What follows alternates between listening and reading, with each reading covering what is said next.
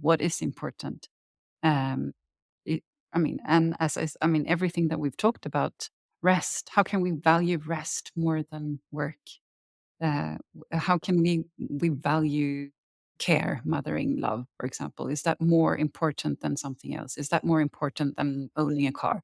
There's so many of these dialogues, and you know, time for this that we need to desperately sit down and talk about. But I see it more and more, and I see it also in when I'm working with municipalities, for example. Now, as you mentioned before, the donut school, there are municipalities, there are governments that are starting somewhat to kind of unlock this, or at least open up something, a dialogue of what it means to live. I mean, the main question is maybe like what does it mean to be a human being right now? Jenny, welcome back to the Accidental Gods podcast. It's an absolute delight to be with you again. How are you Thank and you. where are you this lovely summer morning? Yes, I'm in south of France actually with my whole family. Yeah. Okay, So that's yeah, surprising. I a was little bit of expecting you a to say Sweden. Are you on I holiday? Am know. I interrupting your holiday with this? Because we don't have to do it now. Yeah, I know. No, you're not interrupting.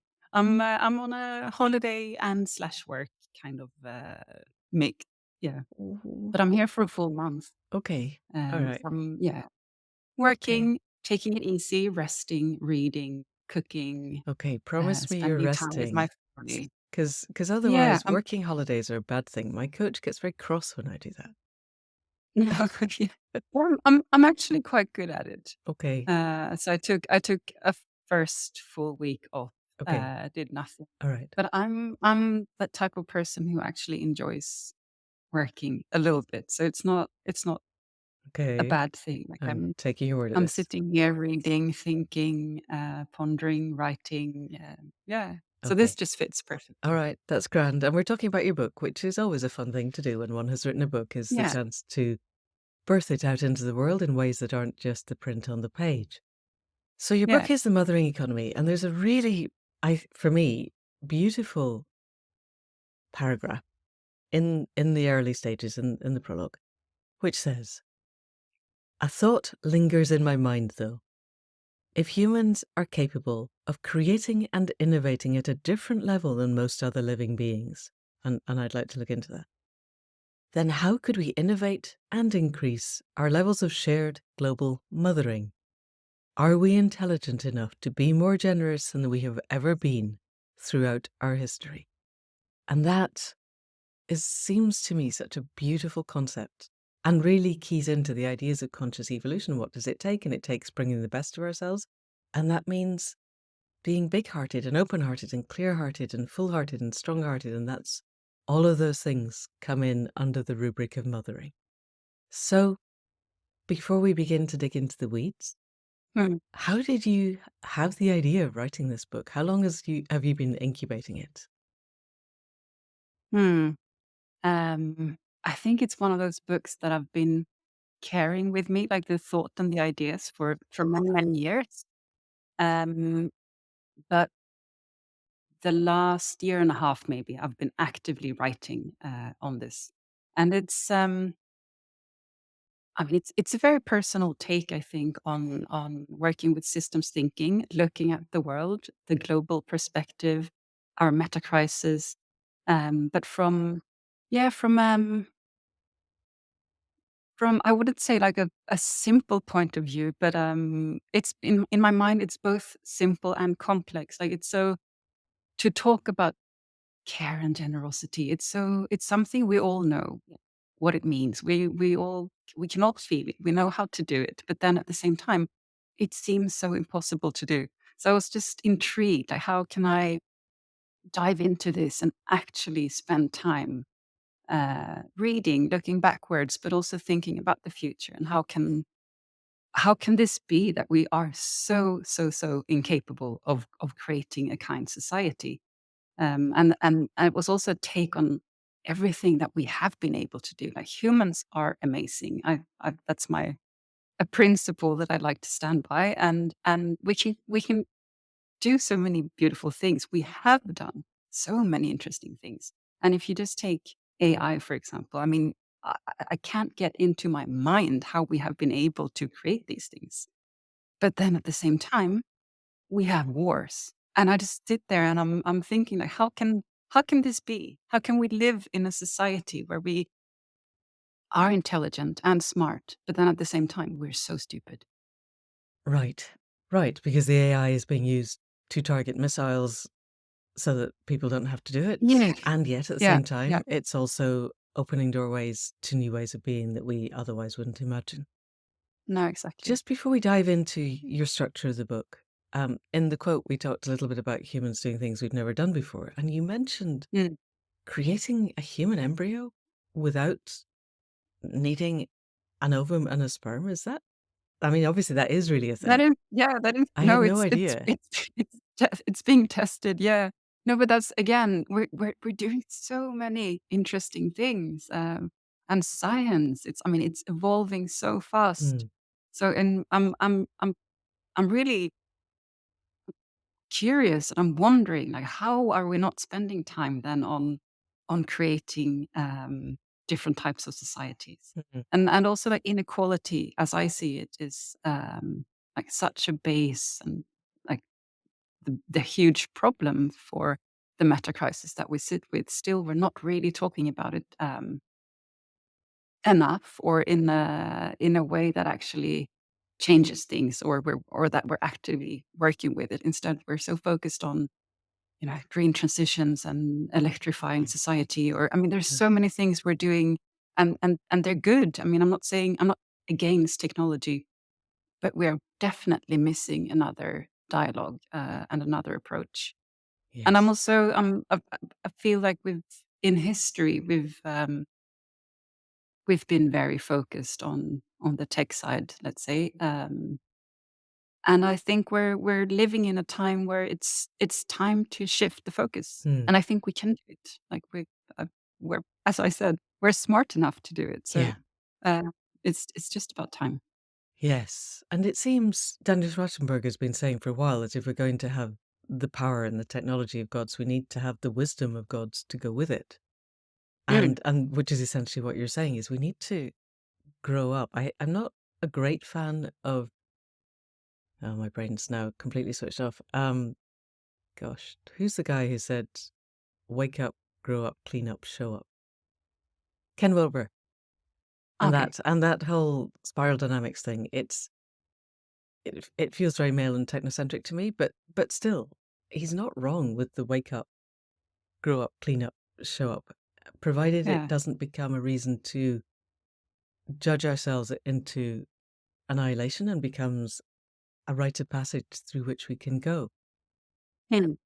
Alrighty, so let's step into. You've structured the book very beautifully. It Thank you. feels a lot like Donella Meadows' 12 levers of change and Mm. moving through them, but each one of these, because Donella Meadows was ascending efficacy, and the early ones are just doing exactly what you said, creating a green transition, which is actually going to Mm. achieve completely nothing, Mm. except make everybody feel a little bit better about themselves, which is not necessarily what we need when we need to be doing more. Whereas each of Yeah. yours feels like it's a major step. So Mm. let's go through them in order. The first is accept the flux of life. Tell us what you mean by that. Yeah. No, I mean, as you said, I've based, where I ended up, you could say, after having spent time on the what I wanted to kind of, explore with the mothering economy. So these 6 principles, are just what came out in the end as the 6 kind of most important thing that I think, as you're saying, can shift, perspectives maybe more than, actions, probably. But accept the flux of life. It's something that I've been working a lot with when it comes to systems thinking. I don't think we're talking enough about, existential problems. Like, what the reason why, I mean, we don't know why we live. We don't know why we die. But in our society, as I see it, I think we push those thoughts away and those dialogues away because they're painful. Um, And I mean, through history, some religions have discussed these better or worse, but I mean, it's something that comes with being alive. Um, and I also think it's heavily connected with the crisis that we see. I mean, we push those thoughts away, and we're stuck in this machine, and we just want to, we need to work, we believe, or we need to have money, we need to buy things, we need to do all of these things, instead of actually sometimes just stopping and going like, what am I doing this for? And I also don't believe that we need to find an answer, but I think we just need to be fine with not knowing, which I think we're not, or most of Right. us are not. Right.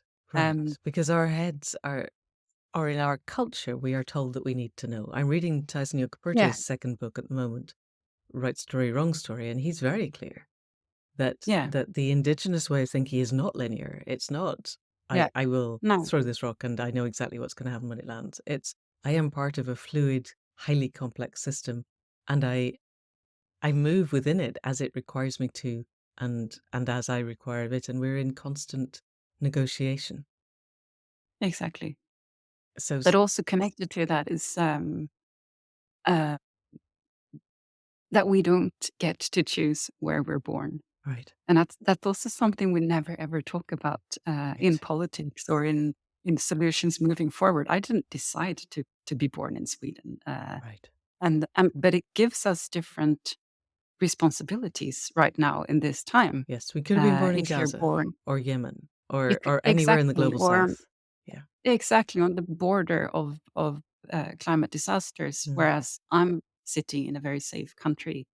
Um, And I mean, though that dialogue, I'm also missing mm, heavily. Like how are we supposed to deal with these things? And as we said in the beginning, like that's also something that maybe in history we didn't have to talk about, but with the meta crisis that we are living with, I think these dialogues need to happen. right. And are you seeing them happening at all? Have you, now that you've written the book, I realize it hasn't come out at Yeah. the time we're talking, it will come out shortly after No. we publish. But I sometimes simply analyzing something and coming to a realization feels to me changes the energy around something and then it begins to move forward. You're not seeing Yeah. this? Not enough. Okay. And I mean, and maybe sometimes I see them in private settings. I'll talk about these things with my friends, for example. Right. But I would like to see them in politics or in business or in any type of stakeholder or at EU level, for example. What does that do to the dialogues if we Right. start to, I mean, talk about these things? Because then suddenly perspectives will shift.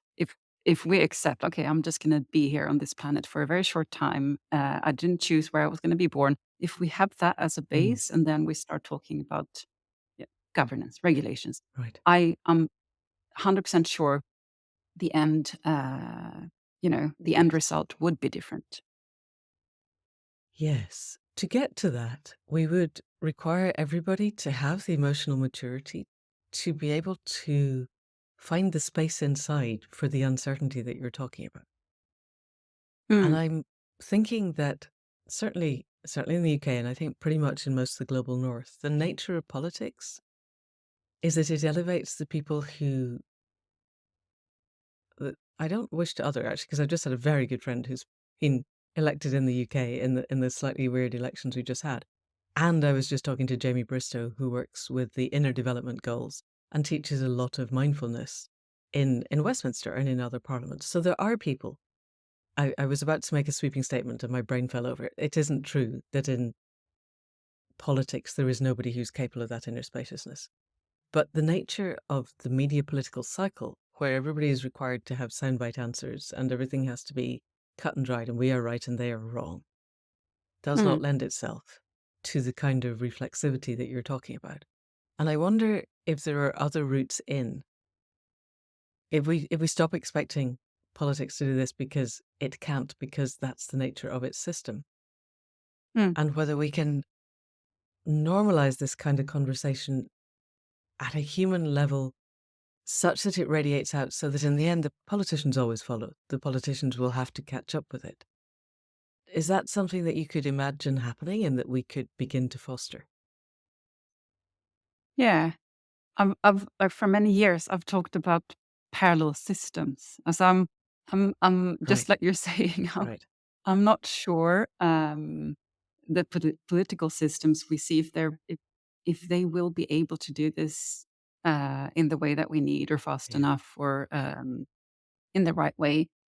So I do see a need for parallel systems, and right. maybe stronger parallel systems than just small nonprofits or smaller Yes, organizations, but more organized, larger, yes, and also to get rid of the idea that the construction of our political systems is something that we can change. It's not something that is fixed. yes, I mean, yes.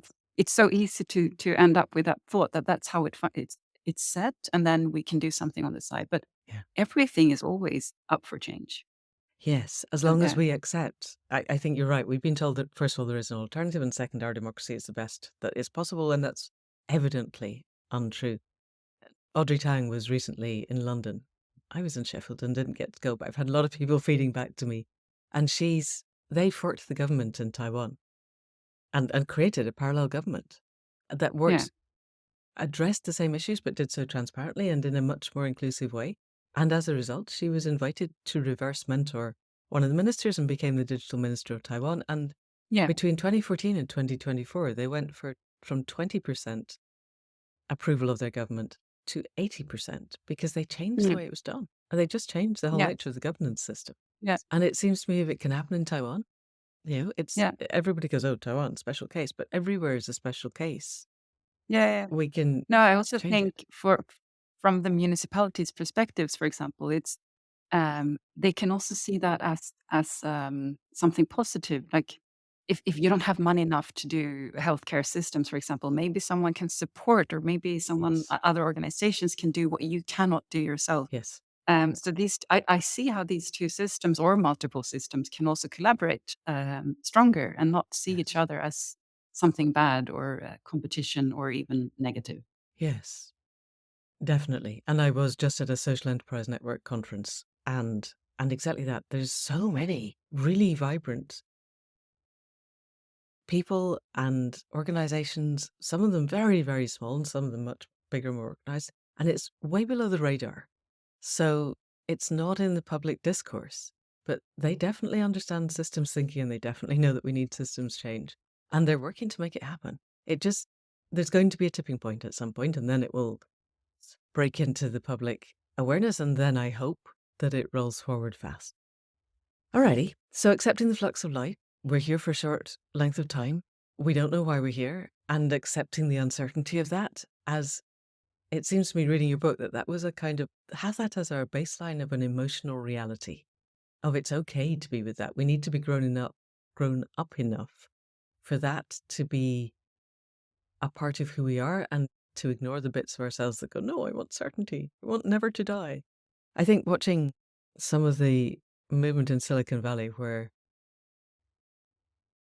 the Emerald Green podcast said that the development of AI was a complete failure to understand the warnings behind the Sorcerer's Apprentice, which is that you need the wise people to constrain the young people who think that they're never going to die and that they can create gods.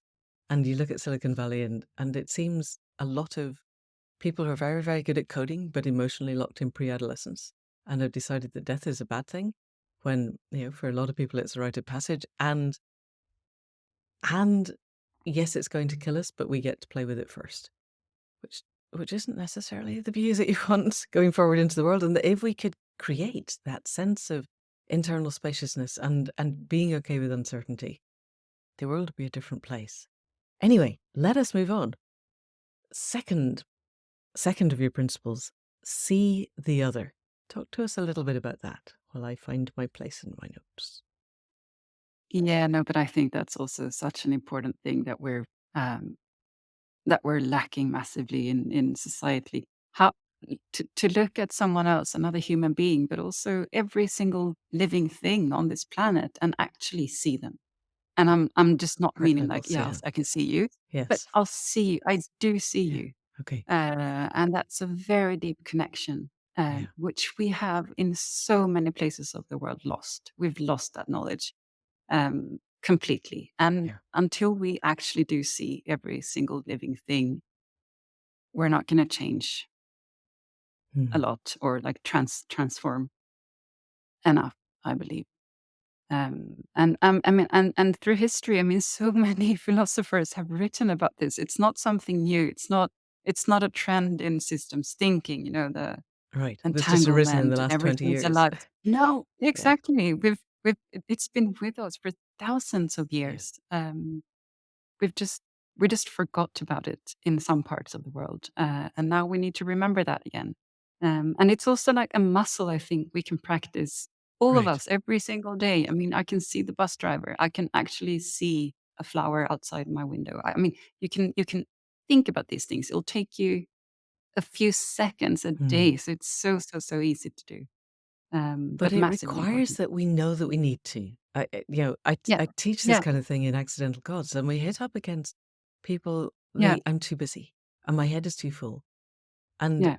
the fact that we live in an attention economy where our attention is being harvested and and extracted for value Mm, makes it increasingly hard, I think. Do you Yes, it takes a few seconds, but first of all, we have to know how to turn our attention really fully onto something. I read a quote the other mm, day that somebody's asked the Buddha, "What is it that you and your followers do?" And he said, "Well, we sit, we walk, we eat." And the person said, "Yes, but everybody sits and walks and eats." And the Buddha said, "Yes, but we know when we're sitting, and we know when we're mm, walking, and we know when we're eating." And that was 2,500 years ago. You're right. yeah. And so, in the modern world, do you have strategies that people who don't necessarily see all of the bigger picture Mm, can want to use so that they can get to the point where they genuinely, because seeing the homeless person on the street, mm, or I don't know, the sheep on the hill, or the red kite, mm, or mm, the fact that there are almost no bees this year, and seeing a bee and thinking, I haven't seen one of you for 3 days, and I used to see you all the time. mm. It's it's going to break open our complacency, and we're going to find what Douglas Rushkoff calls the ocean of tears just beneath the surface. And that requires its own strength of heart, I think. What works for you and the people around you? But I mean, this okay, so this is something that I've discussed a lot with people around me, with many that I know who works in the same field as I do, or both of us. Or I mean, if you're trying to work with systems thinking, or transform the world into something better, the last few years have been hell. I mean, it's been so hard. I have so many people around me who have been depressed, who've been like enormously heavy because of this exact thinking or reasoning. Like, how are we? How is this going to happen? How Mm. how can you talk to billions of people and have them shift, or how can we talk to just a few? I mean, it feels impossible.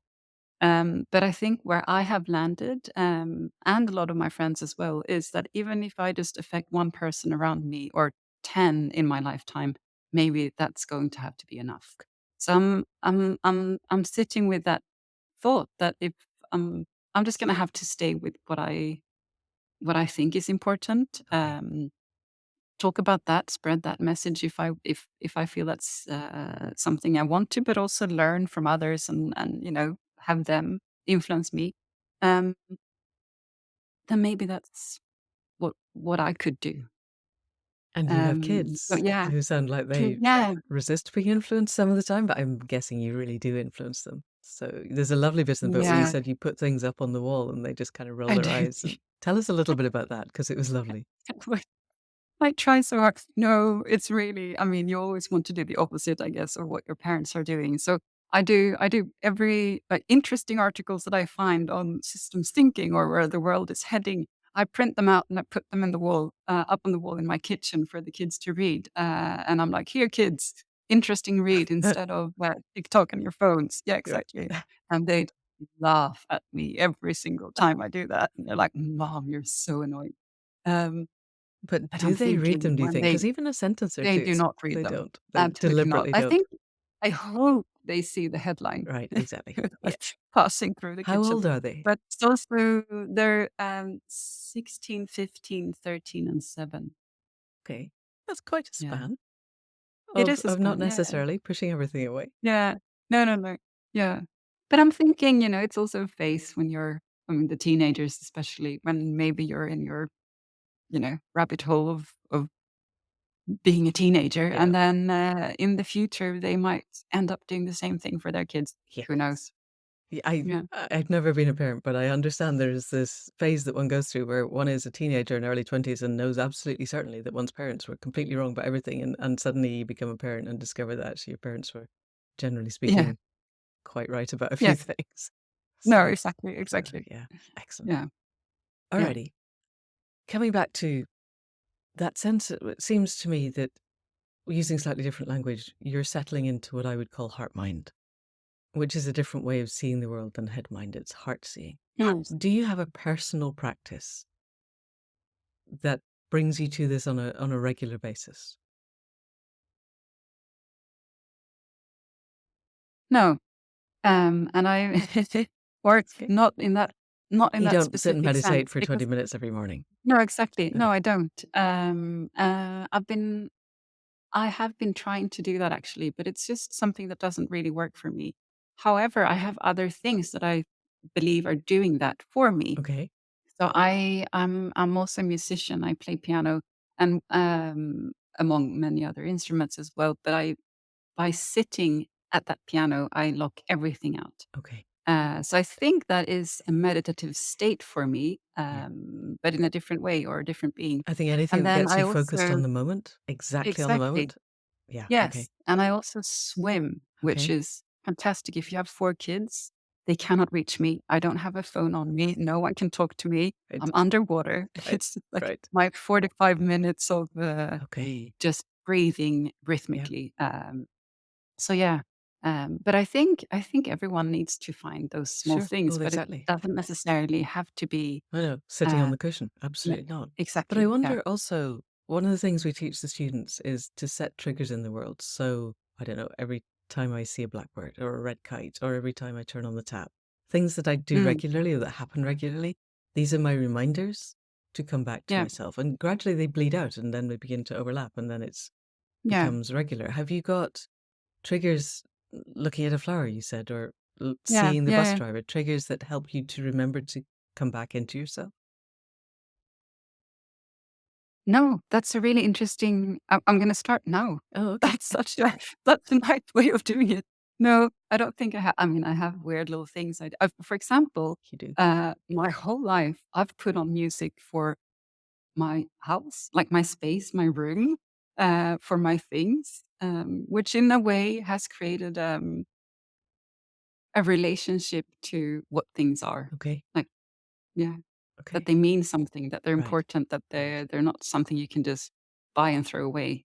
Um, not Right. not that I'm creating, you know, people out of them, but that things are to be taken seriously. Okay. Who knows if they And have a life or cherished. not? But I play music from my apartment. And you relate to it. It's and the Yeah, way, some people give their car a name, and I am fairly convinced that I once know. your car has a name, you relate to it Yeah, differently than it's just the thing yeah, that carries you from A to B. You care that its yeah, tires are okay, and you know, cars yeah. problematic these days, but even so, it's a it's a different way of relating. Mm, Beautiful. Alrighty, thank you. So yeah. let's go to number 3. We've begun to touch on this. Rethink interdependent relationships. So playing music for Yes. your flat is part of that, but let's No, go into that exactly. more Yeah, deeply. yeah. No, but it was, following if you see another person or something else, then you also need to then rethink your relationship with that being. Um, which again is going. It's, as I see it, it requires time. It requires a different type of thinking how we are related. A very easy example. It's the um, electric vehicles, for example, in Sweden, and how if you go back supply chain of all the materials and how it's constructed, how it's made. There's so many relationships to other human beings. You could say it's a type of modern colonialism, shipments, nature that's been destroyed. I mean, there's such a long story of that. How are we relating to those things? How do we relate to other human beings in other parts of the world that we might not know about, that we should know about? It's the importance of those things. Does that not apply to, in modern world, absolutely everything? There's a very famous essay, and I can't remember who wrote it. I think it's called I Pencil. And what he did was unpick the manufacturing process of a pencil, which is a really simple thing compared to an electric vehicle, and and go back through the supply chains of all the bits that made the graphite and the wood and the eraser at the end and everything else. And it seems to me there is nothing. You and I are talking through computers which have their own. Hang on, the cat's about to lie on my keyboard. Don't lie on the keyboard. Um, this seems to me this is one of the core issues of those of us who live in what Francis Water calls a trauma culture, the ones who are not, who are separate, who see ourselves as separate from the world. We've constructed a reality predicated on that separation and the scarcity and the powerlessness that it gives us and the lack of connectedness. And if I were to sit and unpick the heritage and the harms of just the things in the room around me just now, I would probably never wake up again. The horror of it would be overwhelming, and the where does that leave me? What do I then do? How do I, as a 21st century woman of privilege, how do I navigate a way of reconnecting to the web of life in a way that feels real, and of continuing day on day? Because I could go and live in a yurt on the west edge of Wales and go completely off grid. I probably wouldn't survive very long, to be honest. And I would also then have no interactions with the world. And I'm not certain that this would, if I really thought that would serve the world, I would probably do it. I interviewed a young man about a year ago who did step off the top of a tall building because he got to the point of my existence in the world is bad and I need to end it. And actually he just smashed both his legs, so he now has two false legs, and now he's living in the world, wanting to change it. But absent mass suicide, which I don't think is going to happen and is not necessarily useful, how do we navigate the internal contradictions of being in the 21st century? Mm. I mean, it's back to what I said before, like, going through depression. If you anyone who works with systems thinking, I think we've all been there, uh, because once you start to see all of the things that are connected and how it's functioning, as you're saying, iPencil, I actually just read it, here on my holidays, Can but you remember also who there's wrote it? thing uh, Okay. no, I I'll find can't. it. I'll I put it have in a the show very notes. Don't worry. yeah, no, I do that. I have a very bad memory actually, but there's also a famous image of, explaining systems thinking by showcasing how a cup of tea is connected and everything that comes with it. And it's such a Right. small, easy thing, Yeah. but it's an enormous system that sits behind making Right. that cup of tea. Right. Right. But once you start seeing that, and then as you're saying, when you look around you, like your home or outside or your street or society, even, I mean, it's so, so, so easy to get depressed, tired, sad, thinking that how on earth are we going to make this on earth? But I mean, it can feel impossible. And again, I mean, I think sometimes it's good to dive into those thoughts, but I also think we need to get out of it. Okay. Uh, we need to we need to also um, not get stuck in those enormous scales of thinking and then get back to like, okay, but what can I do? I Right. also have a short life and it Right. needs to feel important or meaningful for me. So that Yeah. what can I do? Right. Right. Yes, because it seems to me we could become paralyzed with the impact of what we're doing on the web of life, and we could get paralyzed by our, particularly those of us who are white and live in the global north, could get paralyzed by the implications of the history that got us here. and of the continuing colonialism that's happening in our Mm. names without Yes. us appearing to have a huge amount of agency. And I think I get to the point of thinking I could use up all my bandwidth spinning those wheels and feeling incredibly horrible about who I Mm. am and where I am and what has been done in my name and what is being done in my name. Or I could endeavor to do something useful. And I probably Mm. can't do both. Although, if anyone listening has an idea of how we could do both, I'm really interested. Um, yeah. Yeah, maybe not at the same time, but I Mm, don't think it's a bad thing then to dip into that negative space because it gives you, uh, it can teach you something or it can right. give you a perspective that might be super important, but then don't stay down there. Yeah. Yeah. I think it stops me. It stops me resting sometimes, which is also not Yeah, necessarily a good thing. But it stops me um, coasting. yeah, yeah, Sometimes you just have to switch off, but it's yeah. always there. That it's that back to Douglas Rushkoff and the ocean of tears beneath the surface is it's just so nice. Mm. Alrighty, but your book is more hopeful than this. Um, Yeah. Yeah. I had something highlighted, now I can't find it. Darn. Yes, something about slowing down. You were quoting um poet, performance artist, and activist Trisha Hersey, who captivated Mm. hundreds of thousands of people around the world when she said, "Our bodies want us to stop. Earth wants us to stop." And Hersey sees slowing down as something that is not frivolous, a luxury, or a privilege, but a divine human right. And that really struck me that it's not just a human right. It's not just a privilege, it's a human right. And therefore also an essential part of being. Mm. Essential that we incorporate it in a world that's trying to get us to spin on the hamster wheels ever faster. That Yes. sense that slowing down is essential to who we are. Can you unpick that a little Yeah. bit for us? No, I mean, she's such an amazing person. I'm following her from far away, but, no, it's such important work that she's doing, and I mean, she's a Black woman promoting other Black women to say stop to everything that has happened to them and how hard they have been working, not only for themselves and for their families or maybe, having 2 jobs, but also all the way back to colonialism and to everything that happened to that community. So the work that she's doing, it's so important and it's so inspiring. And then that she just goes, "Stop. We need to rest." Um, and she's doing these beautiful, Right. yeah, beautiful events, and like she's inviting others to be part of this and just lay down and rest. But I also think that when you do slow down, that's when you get some really, really good ideas, or that's when you can also be creative, come up with the solutions that maybe we need.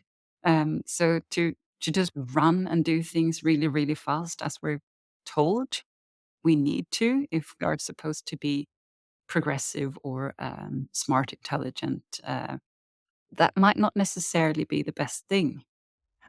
I also have in the book an image of Einstein when he's out in his sailing boat Yes. um, Yes. on a Almost the lake. same page, actually. Yeah, Yes. Yes. and I find it so interesting because he is seen as someone who influenced so much of what we know and science and intelligence. I mean, um, but he would spend hours, even like half a day or a day, out on that lake and Right. just think Right.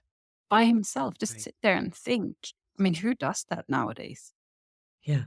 Yeah. But it's not just sitting thinking, it's sitting thinking in the midst of the web of life. You're on a body of water which has its own intelligence. You're under the sky. There's going to be life all around you and under you, and you're safe. It's a bit like you swimming. There were no mobile phones there. Nobody was going to get to him that he didn't see coming from a very long way off. So he could know that he'd had the solitude. And I think it seems to me also that active solitude is a bit like active rest, taking that time to just be alone in a way that is full of attention is is also a human right. There was a wonderful book written, God, I think back in the 80s, called Intimacy and Solitude, and that we need both. It was lovely. Yeah. Um, and I can't remember the name of the author. She was a really good woman. She'd set up Virago Press, so she knew about being very busy. Um, and she said somewhere in the beginning that she was doing interviews about this, and that someone had said, "My God, I had no idea I needed to read this book." And she said, "No, I didn't know I needed to write it either until I did." I think there is something about the power of writing a book, as you've written with Mothering Economy, that reorganizes our DNA, I think, in a way. I want to go on to DNA in a bit because that bit about the DNA was really interesting. Alrighty, so let's move on. You've got a section called genderless mothering, and that leads us Yeah. into caring selflessly, so that mothering Yes. becomes something. But mothering is still different to parenting. There's Yes. an essence of mothering that is can only be mothering. Yeah. Tell us a little bit Yeah. about caring selflessly No, and that was mothering. yeah, the semantics here and the wording. I mean, I've had so many dialogues with friends and people around me. Like, how is mothering a good word to use here? Actually, Right. because you do kind of, if you just read it briefly, you do cut off half of the population. But then parenting, first of all, it doesn't have It the doesn't, does it? It warm doesn't have nurturance built feeling. into No, it. exactly. And there is a link between a mother and a child that is strong.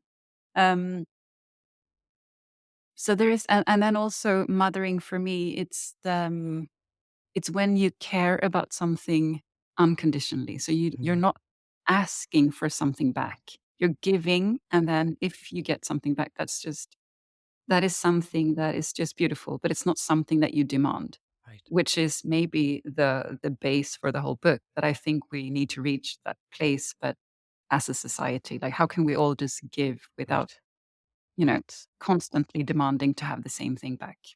right. And it seems to me that flow, one of the reasons I think that people get locked in the I can't give is that I'm not receiving. And that there's a feeling I need to receive before I can give. And we live in Yeah. scarcity, separation, powerlessness, and the whole zero sum self terminating algorithm thing that tells us that there's not enough coming in because Mm. we have that brokenness inside that is empty, and that we keep trying to feed it with more Amazon boxes and it doesn't work. And therefore we can't give out. And yet, not every mother on the planet, but most mothers on the planet give and give because that's what Mm. being a mother is.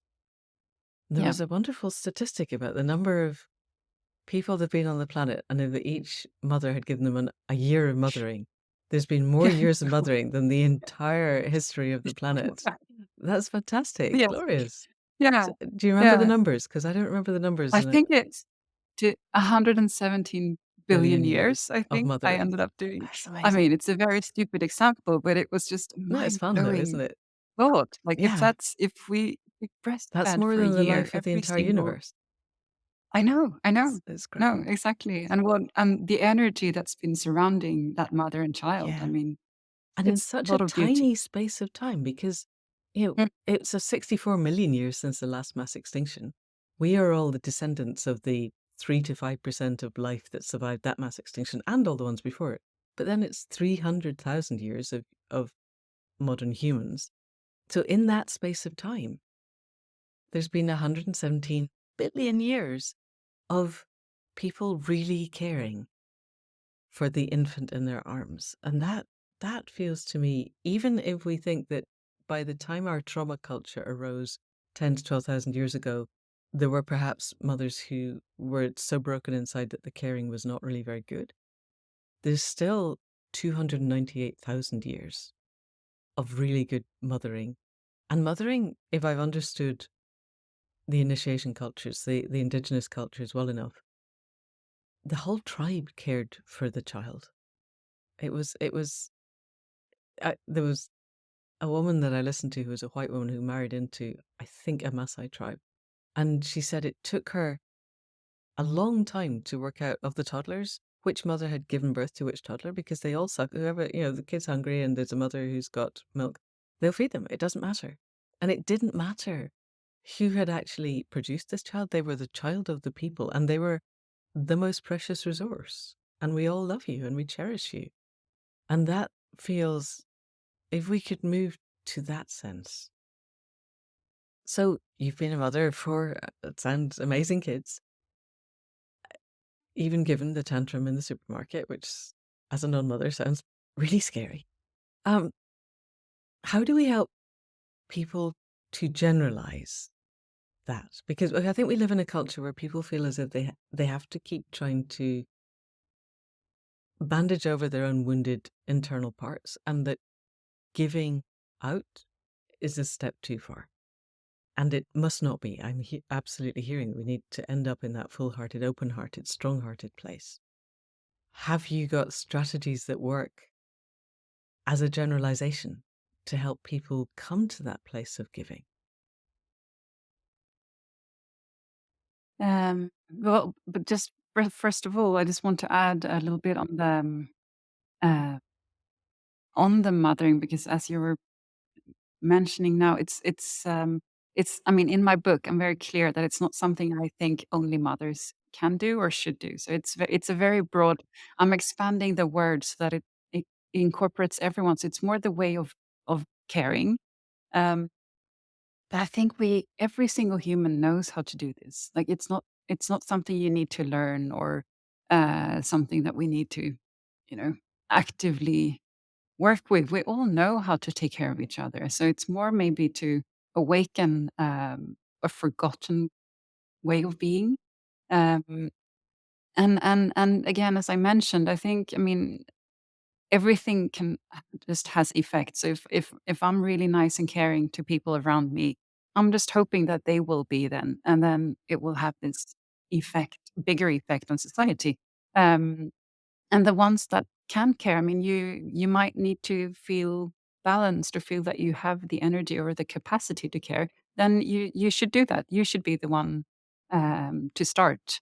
And if you're struggling or if you're in a bad space, maybe you're not the one who needs to do that at the time or at at this moment. Which and this is just normal, natural things. We know these things. Even kids know this. Like sometimes you can give, sometimes you cannot. But I also think this is like it's the caring circularity that we need to just expand. And as I said in the beginning, like I'm born in a safe space in a safe country. I need to care more than Yeah. maybe Yeah. others can or have the capacity to. Yeah. Yes. Because I'm remembering the psychological studies of 2-year-old kids, pre-verbal kids, and that, the triangle helps the circle and the square gets in the way. And they know that people help each other, and that the good people help each other, and that the things that get in the way are things that you want to avoid. And somehow Mm. we seem to be able to condition this out of people in our culture, and we need not to be.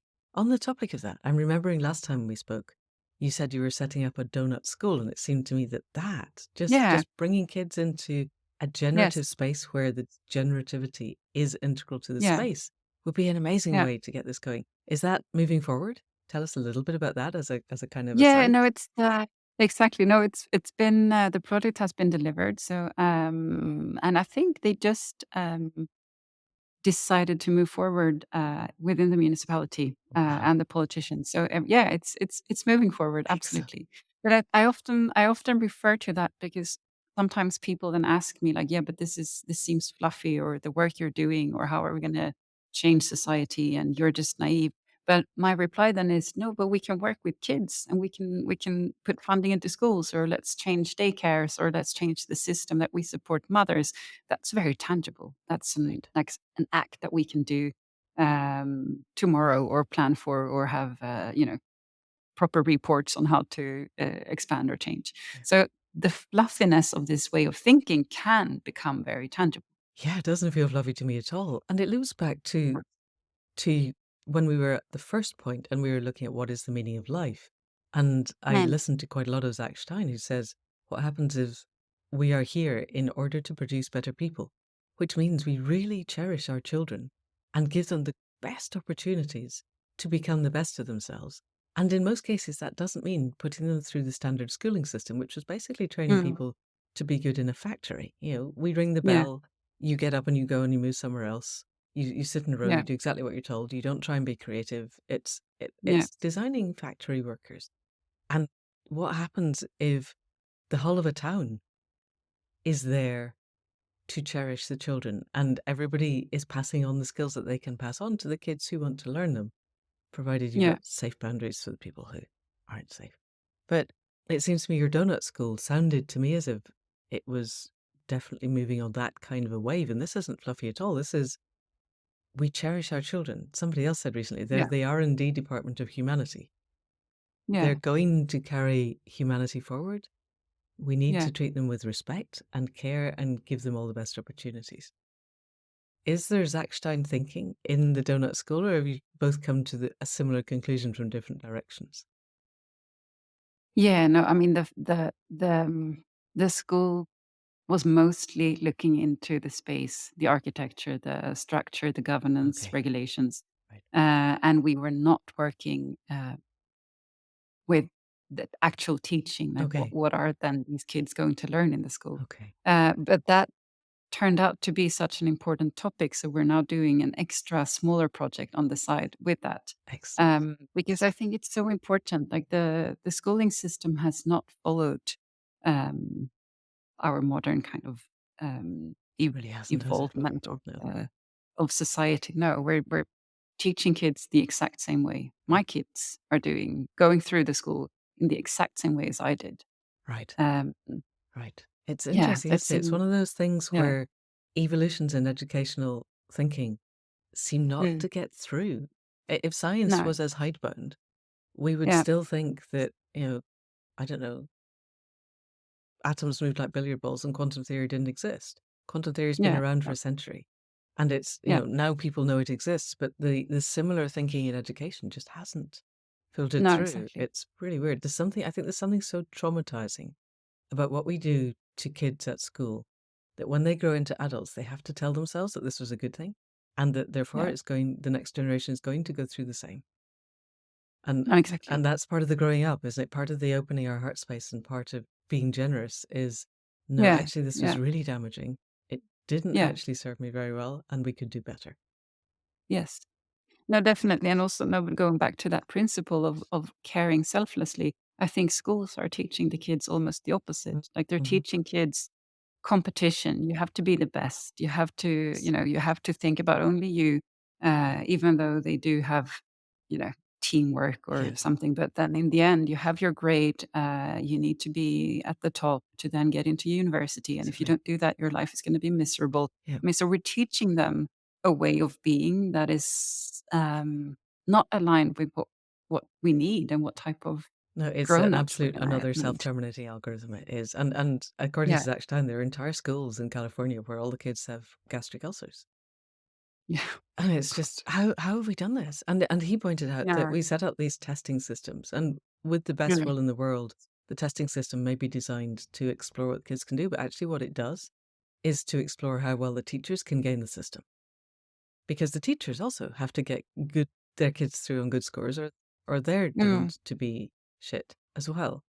And the Yeah. whole thing is just wholly toxic. You're right. It's, yeah. I'm very glad that you're designing a donut school and that we can begin to move beyond this. I hope it spreads around the world. Because I am Yeah. astonished that people tell you this is fluffy. It's Yeah. radical transformation that is essential if we're going to survive, and extinction is not a fluffy thread. Exactly. No, I think it's mostly out of fear. Like fear of, Fear as of we said change. again, like the unknown or fear of change or fear of not knowing how this is gonna unfold or in what way Right, this will affect right, society right. at a Not being larger scale, for comfortable with example. complexity, which was the first one. So Exactly. we've Yeah. got to wrap No. around to how do we help people Yes. feel comfortable Yeah. with complexity. Let's Yeah. move on anyway, because we only got through four. So now we are at number five, which is embody knowledge, which you are doing very well. Yeah. But talk to us a little bit about how you came to this. Actually, I'm quite interested in your explorations of embodying knowledge. Yeah, but I think again, I mean, these all many of these principles are something that we've known for thousands of years. I think, we have Yes. knowledge in our bodies. We just do not listen to our bodies. Right. And I'm often talking about my gut data. Like Yeah. I like to trust my gut data. Yeah. As opposed to data But data. there are I other love that. Yes. Head exactly, data but and there are gut other data. people talking about the same thing. Yes. Yeah, exactly.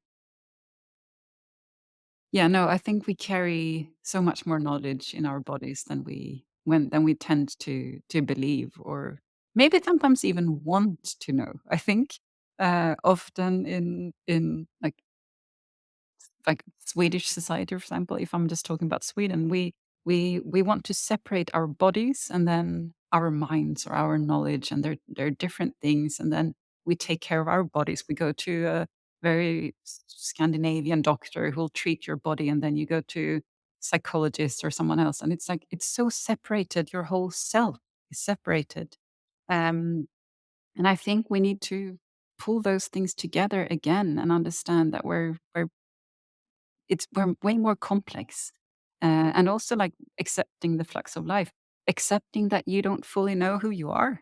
Like I can see my body. I know what I'm doing. I can see myself walking, to my office or being with family. But then there's parts of me that I do not fully understand, and that's also okay. And it's, I mean, that can even be exciting, living a full life, exploring who you are and what your body can do and what you cannot do, or what my body can do together with others or with other, with the planet. Or yeah, it's something in that tangible way of looking at ourselves.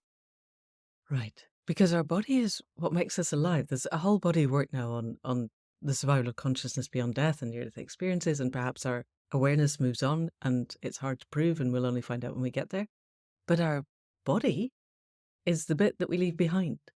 And so it seems to me cherishing it and embodying it is really, really important. And then learning to listen. I think you're right. It seems to me in the shamanic world that I work with, we talk about head, mind, heart, mind, body, mind. And our culture, our head mind talks to itself all the time and ignores the other two. And then we get sick and wonder why. And our body mind has been telling us for quite a while that we needed to eat different things or sleep differently or work on the computer less. And we've been steadily ignoring it because the only thing that we value of ourselves and each other is our heads. And yet, as you say, there's so much more body intelligence. And this is a time, I don't remember it was in here, but there was the exciting little factoid about DNA, that we carry the DNA of our children. Just that I had to read that aloud to Faith last night and go, hey, listen to this. So tell us about that, because I had no idea about that and it just blew my mind. And it's not necessarily exactly relevant to what we're talking about, but it was exciting. Tell us about it. Yes, no, but I think, oh, I love it. I It's so interesting that there are things that we as human beings just have known for thousands of years. Like I know I'm connected to a child, and I'm thinking a mother like before me in history. Everyone has been thinking the same thing. But then sometimes in modern times, we can actually prove it. So there's something called microchimerism, which is that DNA can travel between a mother and a child, like when you're pregnant. So through the umbilical cord, is that what it's called now in Yes, English? it is. Yes, And through the it's placenta, exactly. I guess. But yes, Yeah, through the yeah, umbilical cord. exactly. So DNA can travel. So my DNA can travel into the baby that I'm carrying, or that child's DNA can travel back into me as well. So we're actually sharing um, the same DNA. And this isn't just the DNA that you And gave it to make the child. This is little exactly. fragments of DNA that have Yes, somehow got exactly. split off Yes. and are then, sorry, sneaking their Yeah. way in. Absolutely. It's And I also carry then some of my mom, right, and maybe even her mom, because we right. still don't know exactly how this is And functioning. probably It's quite new. generations upon generations. We won't Exactly, know because it's, exactly. Yeah. yeah, And then my kids are carrying parts of me. And then when I told them, they were like, "Whoa, no, I like know. this is Yes, like I thought it was it's too much." fantastic. But I found it so interesting because it's also, we're talking so much about entanglement, for example, in systems thinking. Uh, yes, we are entangled. Like it's not just something we think or something that we need to be, or like I'm connected to a tree. I am actually biologically connected to another physical body that is not my body. Right. And I find it Amen. so interesting. Interesting, but also sometimes a little bit sad that we need to prove these Yes. things To our head through minds. science, Yes. exactly, Yeah. before we're allowed to Our heart actually minds. say that Yeah. it's correct. Like, what is knowledge, and how are we allowed to, you know, trust things or prove things or, yeah. Yes. And there's so many sparkly things happening in my head at the moment, but I'm remembering reading Tyson Yunkaporta, and he describes the story of making a canoe, and partly he says at the end of it, I've written this as if it were one narrative thread, but actually it happened in many places and many different times, and I've knitted it together because you need linear narratives. That's getting our heads around non-linear narratives seems to me quite important, but that's a slightly, put that aside. At one point, he's talking about the adults are making the canoe and the kids are all playing on the north bank of the river because it's safe. Tomorrow it won't be safe. And he just drops this in. And later on, he says, we don't understand the Paleolithic fight-flight thing that you guys all have because we know where the predators are always. And I think that's a body-mind knowing because you're part of the web of life and therefore you know where every other node is. I remember once going out with the dogs many years ago, and I'd had no sleep for several days. I was being a vet, and I joined with them, and I knew there were 8 dogs and me. I knew where every one of us was. And I was so tired that my head mind wasn't able to cut in and go, this isn't happening. And I then understood how, when I went out with a large group of dogs, they would all move themselves around into the right places to be without, we spend bloody months learning to teach a dog to walk to heel. And it goes out with a pack of 8 dogs and they put themselves in exactly the right place at, to be at the right time. And the young ones are at the back and the leaders are at the front and the guardians at the outside. And they know where everybody is. And what Tyson is saying is that for 300,000 years, minus a little bit of human evolution, we have shared that knowing. And I'm sure it's at a bodily sense. And again, I come back to reading your book every time I come back to, okay, how do we help 21st century technocratic people who are locked into the scarcity, separation, and powerlessness? How do we help them regain that knowing, particularly in a culture now where most of the predators are other people? How do we help people? I haven't got an answer for that, but it's becoming my really big inquiry. How do we make this happen? I need to talk to Tyson, I think, because he bridges that world. Sorry, that was a complete aside, but it just reading your book, No, no, no. it's like, No, yes. exactly. No, it's all connected. Yeah. But I think also nowadays it's even our phones are becoming part of our bodies. I can see, I mean, just looking at my kids, I can see that that's almost the case. Like their body does not, it Yes. doesn't end where Right. their physical body ends. Right. It ends where their digital body ends. Right. Which I'm scared of that. I don't know. Back to my gut data, something doesn't feel right in Mm. this. And there are different voices, but in Sweden now, there are some new laws that you're not allowed to use iPads in daycares anymore. So my kids probably will have gone through society when technology was at its peak. Okay. Now we're seeing that it might not be a good thing for kids to have this around them Right. constantly, both at home Right. and in schools. That's very forward Yeah, thinking. I don't think that's got to the UK yet, but maybe it will. no, That's really interesting. yeah, Is that because but of but it's the electromagnetic frequency impacts? no, I think it's more psychological. Oh, you Like need to be they've said, connecting to your they've kid instead of seen staring at your phone. exactly. Okay. Yes, Right. they've seen that this doesn't bring positive things into daycare, and I mean, it's small kids, like 1 to 6 year olds. So it's Oh, the yeah, kids were on it the has an impact. iPads. Yes. Dear Yes, yes, yes. goodness. The kids are on iPads. No, no, no. And that was actually something these the daycares in Sweden had to do. It was a national kind of law that you have to teach kids how to use technology. Right. And now we can Yeah. wait till they're a Yeah. bit older. Right. Yeah. But Right. I'm hoping that that will extend into like older kids as well. And that, I mean, my kids don't have books anymore in schools. It's Everything's only electronic. everything. Every single child has a laptop. Um, Which I think is gonna backfire, and I think we're gonna see more books again. Well, it backfires up to the And point. This is another of Zach Stein's big points is we're within months now of the AI tutors being the things that know your kids so well that they can't not learn from the tutor. The child cannot not learn. The tutor will mm, present them with the information in a way that is hand tailored to be. This is exciting and interesting. It probably gives you huge dopamine hits and no serotonin mesh at all. But mm, you want to do this and you do it. At which point their personal interaction is with a screen and they're learning from an elder. is from the screen and Yeah. not from the people around them. And he says at that point, we have created a new species. And 2 or 3 or 5 or 10 years down the line, the kid goes to the screen. Who are these weird old people around? And it goes, Mm, oh, yeah, they're the older generation. They're the ones who made all mm. the problems. Get rid of them. And we don't know what the screen is going to say, but once a child is socializing with the screen, the person who's coding the screen has total control over the kids being the R&D of the planet, of what that R&D Yeah. is being fed. And I find Yeah. that quite disturbing. And the Yes. capacity to break that.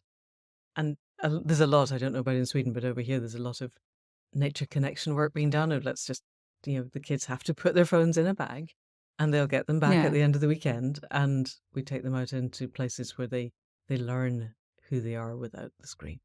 Seems Yeah, really exactly. quite important. Yes. No, no, no. So yeah, I mean, so when talking about embodying knowledge, it's also a question of what are our bodies right now? Right. Yeah. And Musk wants us to get to the point where he says we're quite close to the point where we're going to inject something which will then attach itself to our neurons, and then we're attached to the cloud. Uh, Yes. th- Yeah. And then we have access to a lot of data. We don't have access to heart wisdom or body wisdom, to Yes. exactly Yeah. what you're saying. So somehow, in whatever the gap we have between today and the, okay, let's have a nanobot in our skull, I'm not volunteering for that. Certainly not first. Oh, yes, I But think I'm gonna. but somebody will. And at Yeah. that point, people will need to make individual decisions. Yeah. No, absolutely. Learning the wisdom of heart and body seems to be really, really crucial. Yeah. So again, as with all of the other things, how do you listen to your body's wisdom? What do you do that brings you into embodiment? Swimming, I guess. Yeah, but I think it connects to what we've said before. I think we need time. Like, with if you do not stop and give yourself space and time to think, um, you cannot do any of these things. I mean, if you are to learn more about your body or your knowledge or what you sit with or expand that way of thinking as well, you need some time to get away from technology, from work, from data, from digital worlds, all of those things. Yeah, but also be very, you know, brave, curious, adventurous, exploring things. I think it we're so, at least like my life and what I see, we sit in our offices with our computers and then we go, I mean, we tend to do the exact same things all the time. So I think it's also important to test your body. Can I, Mm, like later in life, can I learn something that I didn't know before? Can I do a right. handstand? I mean, it doesn't have to be that, but that way of being with your body and understanding that it's you're larger than just your mind and your way of thinking. Yes. Yes. And as we get older, discovering that I can't necessarily do all of the capoeira moves that I could do in my 20s, Yeah, or climb rocks in the way that I used to, is also a discovery. But then finding what are the current limitations and what can I do and what still feels fun. yeah, Yes. Alrighty. Let's move on to number 6, which seemed to me absolutely to map onto the top of Danella Meadows' levers of change. Your number 6 yeah, is amend value systems, and hers is the power to yeah, transcend paradigms, and that's all about value systems. So talk to us about yeah, amending value systems, because it seems to me this is the core of where we're going. yeah.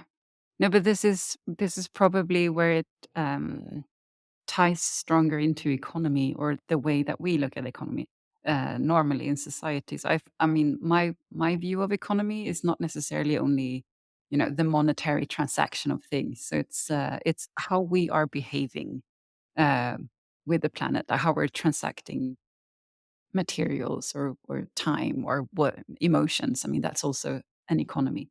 But how we value things. I mean, we're valuing um, profit.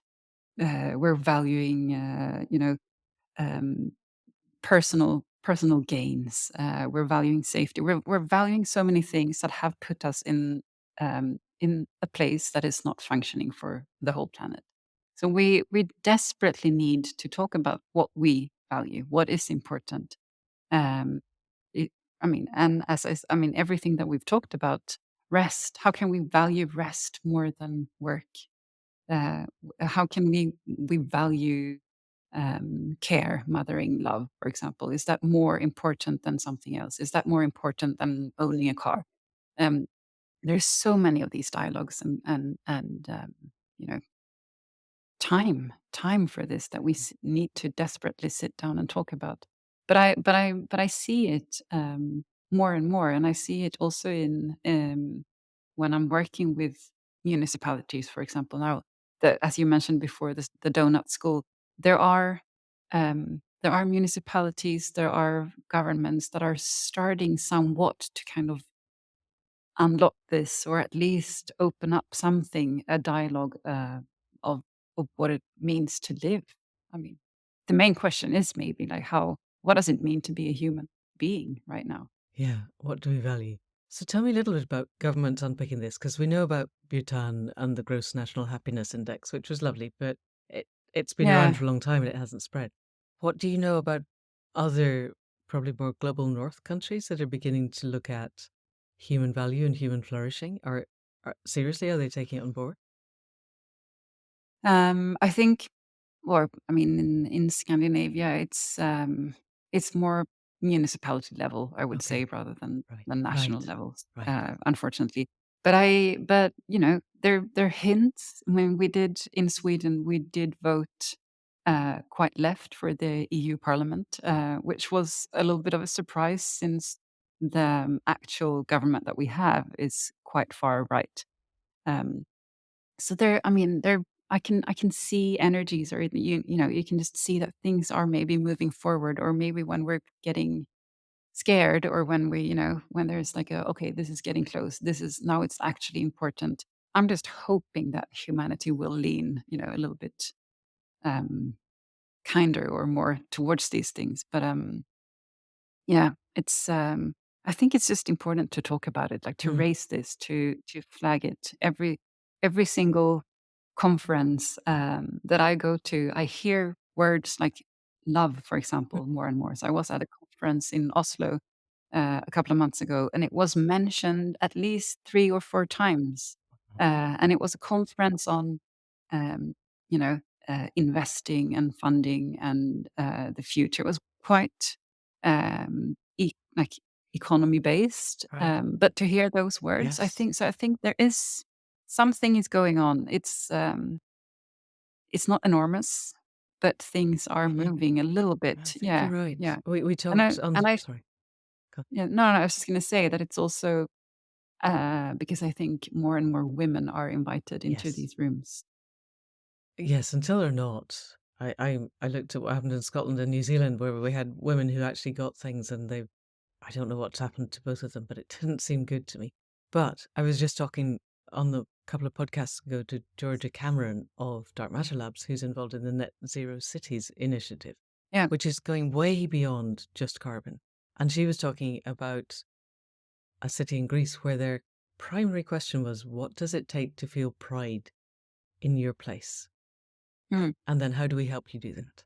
And that is yeah. it's another of the reward center's genuine pride that's part of the serotonin mesh rather than the dopamine flips. And the fact it seems to me particularly cities have huge impact on large numbers of people and they can act much more swiftly than governments or some businesses. I think some Yeah. businesses can act fast and it seems to me as if cities are some of those mother trees of a new network that is Mm, potentially transformative. Because if you lived in a city whose primary question is, how can we help you feel pride in living here? That's going to help you be more heart open, I would think, to yeah. feel safer. Yeah. You said earlier, everybody wants to feel safe. I think feeling safe is crucial to human existence, but it's how do we define our safety? And if we define it Yeah. by I'm earning, I'm Elon Musk and I'm the wealthiest man on the planet and I still don't feel safe, money isn't the answer. Mm, What helps us no, feel safe is exactly. connectedness Yeah. and human relationship. And once that is built into what the city's looking for, Yeah. then we begin to become more imaginative, I think. Absolutely. And also all of those initiatives and that way of thinking is disconnected from carbon emissions. Yeah, Like right. all of that type of work is Yes. often just work that is social, that Yeah. you And need all to our other meet, you need to do pollutants. things together. Yeah. Yes, exactly. Yeah. Yeah. But Right. often, and then the negative side is that they also come without money and without profit, which is, in my opinion, why we don't work with it enough. Right. Right. And a lot of women are doing it because women are prepared to do the caring work that doesn't have as much income because the blokes Yeah, decide that being a hedge fund manager is far more important than being a nurse. I still don't yeah, understand how that ever got to happen. no, Anyway, alrighty. So towards the end of that chapter, you say there is a tremendous power within humans, the power of living with Earth rather than on Earth. There is an equally large power to shift collectively. This is not work to be done by just a few, which absolutely sounded to me like a really grand call to action. So your yeah, book isn't out yet. And so I can't no, say how is it landing and how many people are coming on board. But you've obviously done a lot of talking to people while you've been writing it. yeah, no, I In have. the time of writing, have you noticed a shift in the people that you've been talking to? Yeah, no, I mean, it's also I do lecture quite a bit, so Okay. I have, You get feedback. tested maybe some of these thoughts, Right. and I mean, I often get people who walk up to me afterwards who'll say things like, "Finally, someone is honest," or, "It's so good to hear someone say these words, Right. out loud because we're Right. thinking it, but no one Right. is actually just vocalizing it." Okay. I also have people come up to me crying and, like, just giving me a hug, which I don't know how, you know, is that a good or a bad thing? I want to think that it is good, Yes, that it we will need be. we need to talk about these things in a way Yes. that actually matters. Yeah. I just think we've done enough with the whole, you know let's talk about safe things that where we don't have to show emotions, where we don't have to be vulnerable, where we don't have to say, "I don't know how to do this," or "I'm feeling scared," or "Can we do this together because I don't want to be alone anymore." I mean, we never talk about it in that way. Um, so I think I don't know, I hope that it's gonna affect at least a few and that we can, work together or share inspiration or, Yeah. help each other with as I said before, when you're feeling low, when you're like, "I can't do this anymore. I'm feeling depressed. I need to zoom out for a bit," to just know that other people are also there, that we can do Yeah. this together. And that there are people around you who pick up the things that you've been doing and carry them on so that when you're up again, it's not that the entire scaffolding has fallen over. No, Yeah. no. That's Yeah. also something I'm a bit against, the belief that you're so important in society that if you're If removed, you stop. Yeah. everything is gonna fall apart. I'm not that important at all. Like, we're important together. Yeah.